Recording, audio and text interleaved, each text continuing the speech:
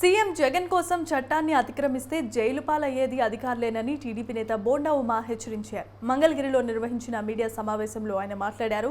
SIT నివేదికను DGP వెంటనే బయటపెట్టాల్సిందిగా ఆయన కోరారు.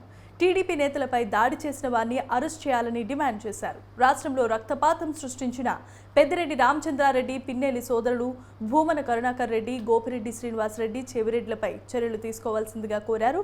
సస్పెండ్ అయిన అధికారుల కాల్ డేటాను బయటకు తీయాలని డిమాండ్ చేశారు.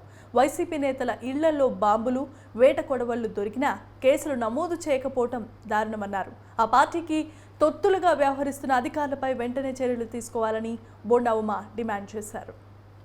వైఎస్ రాజశేఖర రెడ్డి ముఖ్యమంత్రిగా ఉన్నప్పుడు జగన్మోహన్ రెడ్డి చేసినటువంటి అవినీతి పనుల వల్ల ఆనాడు శ్రీలక్ష్మి కానీ, బీపీ ఆచార్య కానీ, రాజగోపాల్ కానీ, ఇంకా అనేక మంది మంత్రులు, ఎమ్మెల్యేలు, అట్లాగే అధికారులు అందరూ కూడా జైలుకి వెళ్ళిపోయినటువంటి విషయాన్ని మనం జగన్మోహన్ రెడ్డి చరిత్ర చూస్తే మనకి కొట్టొచ్చినట్టు కనబడుతుంది. అందుకనే అనేక సార్లు రాష్ట్రంలో గత 5 సంవత్సరాల్లో అధికారులను హెచ్చరించాం.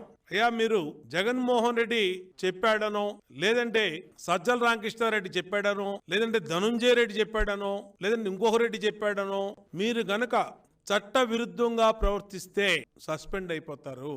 మీరు సస్పెండ్ అయిపోతే మిమ్మల్ని కాపాడే వాళ్ళు ఉండరు. ఎవరున్నారు ఇప్పుడు?